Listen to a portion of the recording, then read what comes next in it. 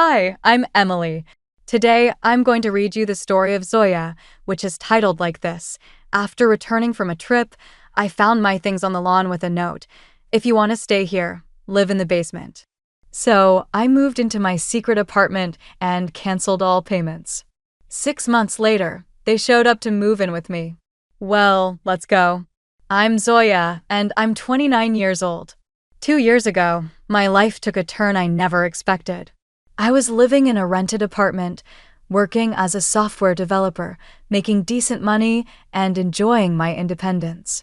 Then my parents called me with that conversation no one wants to have. "Zoya, we need to talk," my mom said over the phone. Her voice sounded strained, tired. "Can you come over tonight?" When I got to their house, both my parents were sitting at the kitchen table with papers spread everywhere. Dad looked older than his 58 years, and Mom was wringing her hands like she always did when she was stressed. "What's going on?" I asked, sitting down across from them. Dad cleared his throat. "I had to quit my job last month. The back problems got worse, and I can't do construction work anymore. I've been looking for something else, but nothing pays enough." My stomach dropped. I knew Dad had been having health issues, but I didn't realize how bad it had gotten. "We can't make the mortgage payments," Mom continued. "I'm still working at the grocery store, but it's only part-time. We bring in maybe $1,200 a month now, and the mortgage alone is $1,800. That's when they asked me to move back in and help with the payments. They didn't want to lose the house they'd lived in for 20 years. I looked around at the kitchen where I'd eaten breakfast every morning as a kid, at the living room where we'd watched movies together, at the backyard where Dad had taught me to ride a bike. "Of course," I said, "I'll help." So, I gave up my apartment and moved back into my childhood bedroom. It felt weird at first, sleeping in the same room where I'd done homework and had sleepovers with friends. But I set up my computer in the corner, got a good internet connection, and made it work. Most of my job was remote anyway, so it didn't matter where I lived. The arrangement worked out better than I expected. I made good money as a developer, around $85,000 a year in salary, but the real money came from bonuses. Every time one of my programs got sold to a big tech company, I got a percentage. Some months, I'd make an extra $10,000 or $15,000 just from those bonuses. I used my regular salary to cover the mortgage, utilities, groceries, car insurance, and other family expenses. It wasn't a burden because I was used to living on that amount anyway. But here's what my family didn't know. I was putting every single bonus into a separate savings account. I never told them about the bonus money, not my parents, not my older brother Marcus, who lived across town with his wife Sandra and their 2 kids. I loved my family, but I knew what would happen if they found out about my real income. They'd find ways to spend it. Marcus was always asking for money. "Hey, Zoya, can you lend me $500? Tommy needs new soccer cleats, and Sandra wants to redo the kitchen." Or, "Zoya, Sandra's mom needs surgery and we're short on the medical bills." I helped when I could from my regular salary, but I kept quiet about the bonuses. In 2 years, I'd saved up almost $180,000.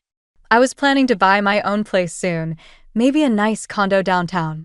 Everything was going smoothly, except for family dinners. Marcus and Sandra came over every Sunday, and those meals were torture. Sandra had never liked me, and she made sure I knew it. "Zoya, what is that shirt?" Sandra would say, looking at me like I'd crawled out of a dumpster. "You dress like you're still in high school. Don't you care about your appearance?"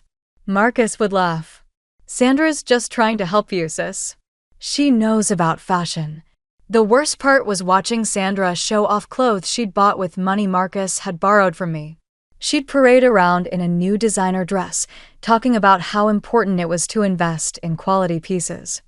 I usually escaped to my room as soon as I could, claiming I had work to do. I'd hear Sandra's voice carry up the stairs.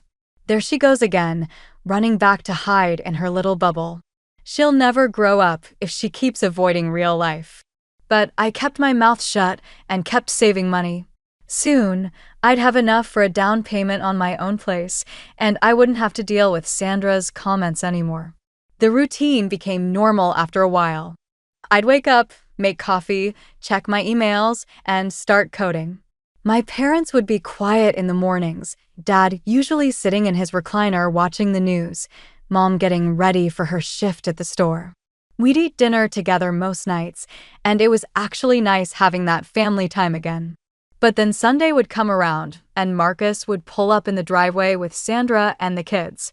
8-year-old Tommy and 6-year-old Emma would burst through the door, and Sandra would follow behind, already looking for something to criticize. "Oh, Zoya, you're wearing that old sweater again," she'd say, not even bothering with hello. "Don't you have anything that fits you properly?" I'd look down at my perfectly fine sweater, the one I'd bought just last month. "It's comfortable," I'd say. "Comfortable isn't everything," Sandra would reply, smoothing down her own expensive blouse. "A woman needs to make an effort." The kids would run around the house, and Sandra would plant herself on the couch like she owned the place. She'd start telling my parents about her latest shopping trips, her yoga classes, her friends' drama. Meanwhile, Marcus would be in the kitchen with Dad, talking about sports or complaining about his job. "Marcus is working so hard," Sandra would announce. "He deserves a promotion, but his boss doesn't appreciate him." I'd bite my tongue, remembering all the times Marcus had called me asking for money because he'd been passed over for a raise or bonus. He was a good guy, but he wasn't the most reliable employee. Sandra, however, made it sound like he was the hardest worker in America.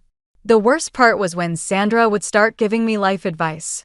"You know, Zoya, you should be dating, having fun, maybe thinking about starting a family of your own." What she didn't understand was that I was perfectly happy with my life. I had a good job, I was helping my parents, and I was building a future for myself. I didn't need her approval or her advice. I needed a break from the family drama, so I visited my friend Jessica at her country house for the weekend. When I came back Sunday night, I saw too many cars in the driveway and lights on in every room. I walked up to the front door and saw toys scattered on the porch. I opened the door to chaos. Tommy and Emma were running around the living room. Marcus was carrying boxes upstairs, and Sandra was directing everything like she owned the place. "What's going on?" I asked, standing in the doorway with my overnight bag. Everyone stopped and looked at me. My parents came out of the kitchen, looking guilty. Marcus set down his box. "Hey sis, so there's been a change of plans. I lost my job, and we can't afford rent anymore." I looked around at all the boxes and furniture. "So, you're staying here?"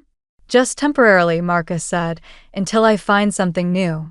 Sandra walked over with her fake smile. "We really appreciate you letting us stay here. Of course, we'll need to make adjustments to the sleeping arrangements. Your room would be perfect for the kids. You can move into the small room at the end of the hall." "I'm not moving out of my room," I said firmly. "I work from home. I need my computer set up and good internet." Sandra's smile got tighter.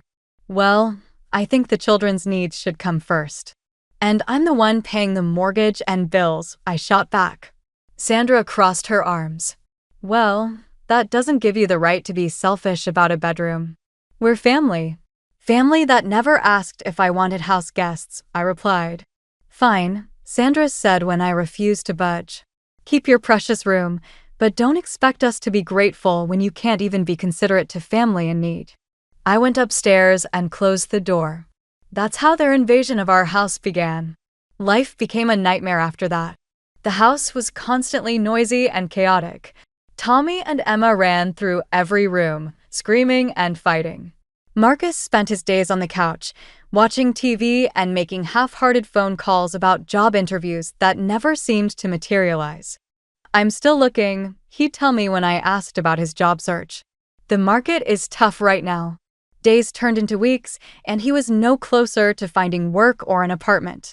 Meanwhile, Sandra acted like she was doing us a favor by being there. The worst part was trying to work. The kids would bang on my door, run past my room screaming, and interrupt my video calls with clients. I couldn't concentrate on anything. Can you please keep the kids quieter during my work hours? I asked Marcus one morning after Tommy had spent 20 minutes kicking a ball against the wall next to my room. They're just being kids, he said, not looking up from his phone. You don't understand because you don't have any. I tried talking to my parents about it, but they said the same thing. You're overreacting, honey, Mom said. Children need to play. You can't expect them to be silent all day. I'm not asking for silence, I said. I'm asking for basic consideration so I can do my job. But nobody listened. If anything, Sandra seemed to encourage the kids to be louder after our conversations. The breaking point came 2 months later. I had been out running errands for a few hours, and when I came back, my internet wasn't working. I went to check the router in my room and found that someone had cut the Ethernet cable with scissors. The wire was cleanly snipped in 2 pieces. I was furious. I stormed downstairs with the cut wire in my hand. Who did this? I demanded, holding up the cable. Sandra was sitting on the couch, painting her nails. She looked at the wire and started laughing. Oh, that, she said, like it was no big deal. Tommy was playing with scissors and must have gotten into your room. Kids will be kids. This isn't funny, I said. I have a deadline tomorrow, and now I can't work. Sandra shrugged. Maybe you should lock your door if you're so worried about your precious computer stuff. Maybe you should watch your kid and teach him not to destroy other people's property, I shot back. That's when Sandra's fake sweetness disappeared completely. Don't you dare tell me how to raise my children, she said. You have no idea what it's like to be a parent. I know what it's like to have respect for other people's things, I said. Tommy is 6 years old, Sandra said, standing up. He doesn't understand your work stuff. But you're a grown woman who should understand that accidents happen. Cutting wires with scissors isn't an accident, I said. It's destruction. Marcus came into the room then, along with my parents. When I explained what happened, I expected them to back me up. Instead, Marcus just sighed. Look, sis, I'm sorry about your internet, but Sandra's right. You don't have kids, so you don't get how hard it is to watch them every second. I'm not asking you to watch them every second, I said. I'm asking you to teach them not to come into my room and break my things. Boys his age are naturally curious, Mom said. You used to get into everything when you were little. I never destroyed anything with scissors, I replied. Dad nodded along with everyone else. You're being too harsh, Zoya. It's just a wire. You can buy a new one. I couldn't believe it. My own family was taking Sandra's side over mine, and I was the one paying for their roof over their heads. After that fight, everything changed. My parents barely spoke to me anymore. Marcus avoided me completely. Sandra would smirk whenever she saw me, like she'd won some kind of victory. The house felt cold and hostile. I spent most of my time locked in my room, trying to work around the constant noise and chaos. This was supposed to be temporary, but it felt like it would never end. Then I got the bonus I'd been waiting for. One of my programs had been sold to a major tech company, and the payment was huge, almost $60,000. It brought my total savings up to nearly $240,000, more than enough for what I'd been planning. I'd been secretly working with a realtor for months. Dave Patterson was a friend from college who'd gotten into real estate, and I'd asked him to keep his eyes open for the right place. I wanted something modern, quiet, and completely mine. I think I found it. Dave called me 3 weeks after the bonus came through. 2-bedroom condo downtown, great building, perfect for someone who works from home. Want to see it? The apartment was everything I dreamed of. Floor-to-ceiling windows, hardwood floors, and a separate office space where I could work without interruption. The building had a gym, and best of all, no screaming children. I'll take it, I told Dave before we'd even finished the tour. The paperwork moved fast. I put down $100,000 and got approved for the mortgage easily.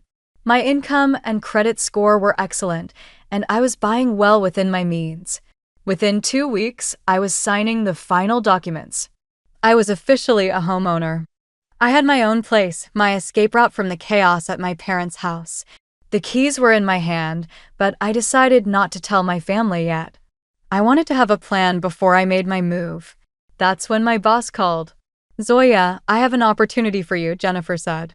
There's a programmers conference in Seattle, 2 weeks, all expenses paid. Some of the biggest names in tech will be there, and I think you'd get a lot out of it. I looked around my room, listening to Emma crying in the hallway and Tommy banging on something downstairs.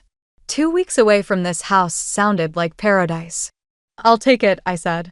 When I told my family I was leaving for a business trip, they barely reacted. Nobody asked where I was going, what the conference was about, or when exactly I'd be back. They didn't seem to care at all. The conference was amazing. I met other developers and felt like myself again for the first time in months. I stayed in a quiet hotel room where nobody bothered me. I didn't call home once during those 2 weeks, and, more telling, nobody called me either. When my flight landed, I took a taxi home. The taxi pulled into the driveway, and I immediately knew something was wrong. I got out with my suitcase and saw garbage bags scattered across the front lawn. As I got closer, I realized they weren't garbage bags, they were my things. My clothes, my books, my personal belongings, all stuffed into black trash bags and dumped on the grass like actual garbage. I walked up to the front door and knocked. I could hear voices inside, then footsteps. The door opened, and there stood my whole family: Mom, Dad, Marcus, and Sandra. They were all looking at me like I was an unwelcome visitor. "What is this?" I asked, pointing at the bags on the lawn. Mom looked uncomfortable, but Sandra stepped forward with that smug smile I'd grown to hate. "We've made some changes while you were gone," Sandra announced. "The kids needed more space, so we converted your room into a proper playroom for them." I stared at her. "You what?" "The children are growing, and they need a place to play safely," Mom said, not meeting my eyes. "We fixed up the basement for you. It's actually quite nice now." I remembered the basement, dark, damp, with tiny windows near the ceiling and concrete walls. It smelled like mildew and had terrible cell phone reception. "It's been completely cleaned," Dad said. "We put in a bed and everything." Sandra was practically glowing with satisfaction. "Of course, if you don't like the arrangement, you're always free to find your own place. You're 29 years old, after all. Most people your age don't live with their parents." I looked at my parents, waiting for them to say something, to stand up for me, to acknowledge what I'd been doing for them. But they just stood there, avoiding eye contact. Then I did something that surprised even me. I smiled at them, a real, genuine smile. "You know what?" I said cheerfully. "You're absolutely right, Sandra. I should find my own place. But I'm curious, how exactly are you planning to pay the mortgage without my money?" Marcus straightened up, looking proud. "Actually, I found a job last week. Good salary, too. We'll be fine without your help." I felt a wave of relief wash over me. This was perfect. "That's wonderful news," I said, still smiling. "I'm so happy for all of you." "Well, then, I guess this works out perfectly for everyone. I'm leaving." They all looked surprised by my reaction. They'd expected me to beg or argue or get upset. Instead, I was acting like they'd just done me a favor. Sandra's smile got wider and nastier. "Good. It's about time you learned to stand on your own 2 feet." My parents still weren't saying much, but they weren't stopping this either. "Great," I said. "I'm so glad we're all in agreement." They all went back inside, and I heard the door slam shut behind them. No goodbye, no good luck, no acknowledgement of everything I'd done for them over the past 2 years, just a slammed door.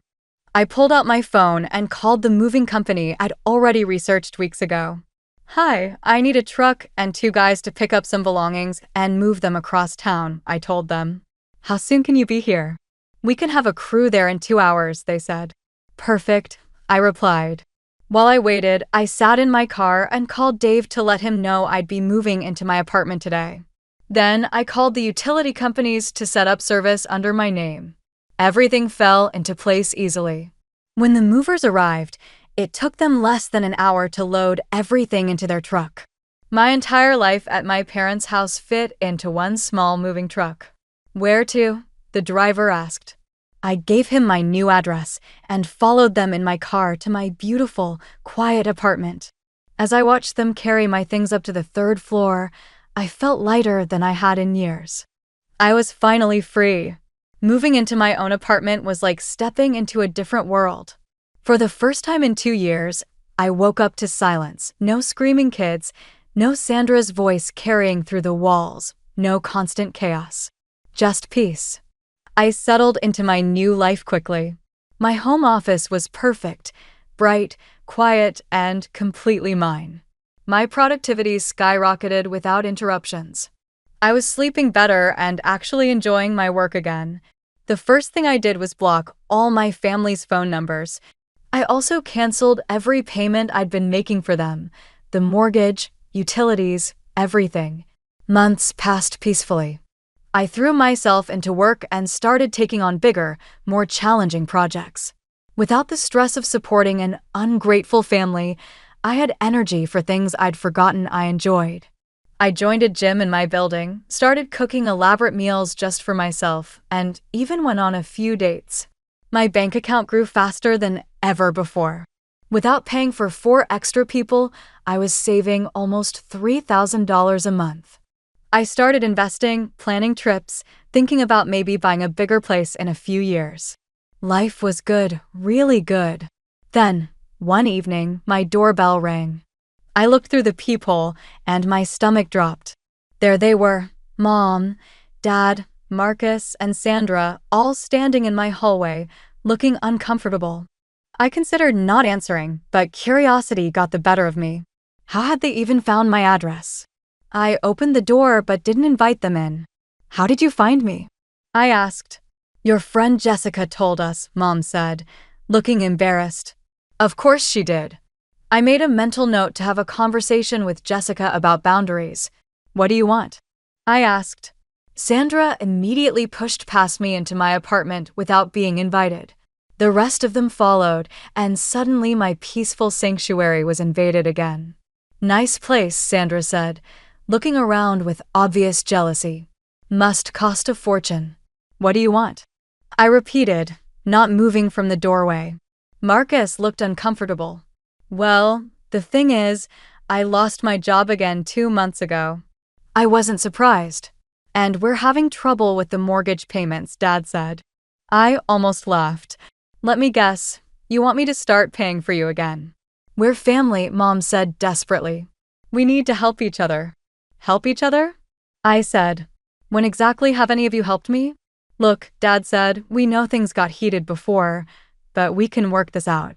You could move back in, help us get back on our feet. Move back into the basement, you mean? Nobody answered that. We've been thinking, Mom continued, and if they foreclose on the house, we'll have to move in with you. I stared at her. Excuse me? Well, where else would we go? Sandra said with that familiar smugness. We're family. You can't just abandon us. That's when I started laughing, really laughing, the kind of deep belly laugh that comes from pure disbelief. You think I'm going to let you move in here? I said when I could speak again. After you threw my belongings on the lawn and told me to live in a basement? That was different, Marcus said weakly. You're right, it was different, I said. It was the moment I realized exactly what you all thought of me. Mom's eyes filled with tears. Zoya, please, we're desperate. You should have thought about that before you decided I wasn't worth basic respect, I said. We never said that, Dad protested. You didn't have to say it. You showed it every single day. Sandra's constant insults, the kids destroying my things, none of you standing up for me when I was literally paying for your lives. We were grateful, Mom said. No, you weren't. You were entitled.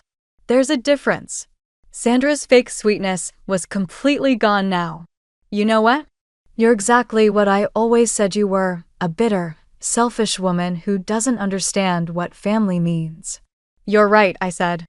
I don't understand your version of family, where one person does everything and gets treated like garbage in return. I walked to my door and opened it. I want all of you to leave now. Zoya, wait, Marcus said. Can't we just talk about this? We just did. The answer is no to all of it. I'm not paying your mortgage. I'm not letting you move in here. I'm not helping any of you with anything ever again. But we're family, Mom cried. Family doesn't treat each other the way you treated me, I said. Now get out. They left, but not quietly. Sandra called me names as she walked down the hall. Marcus muttered about how I'd regret this. My parents just looked defeated. I closed the door and turned the deadbolt. For the next few weeks, they tried calling from different numbers, but I never answered. They sent texts from borrowed phones, emails from new accounts, all begging for money or threatening to show up again. I blocked every single one. 3 months later, I heard through a mutual acquaintance that the house had been foreclosed on. My parents had moved into a small apartment across town. Marcus and Sandra were living with her parents, which I found hilarious since Sandra had always talked about how much she hated her mother. I felt nothing when I heard the news. No guilt, no sadness, no regret. Just relief that I'd gotten out when I did. My life kept getting better. I got promoted at work. I started dating someone seriously. I traveled to 3 different countries. I bought myself a car I'd always wanted. Most importantly, I learned what it felt like to be valued and respected. My boyfriend appreciated everything I did for him and showed it. My friends were grateful when I helped them and never took it for granted. I finally understood what healthy relationships looked like. Sometimes, I wonder if my family ever thinks about how differently things could have gone if they'd just treated me with basic respect. If Sandra had kept her mouth shut, if my parents had stood up for me, if Marcus had actually looked for work instead of playing games on the couch. But then I remember that I'm better off without them. Some people will take everything you give them and still demand more. Some people see kindness as weakness and generosity as obligation.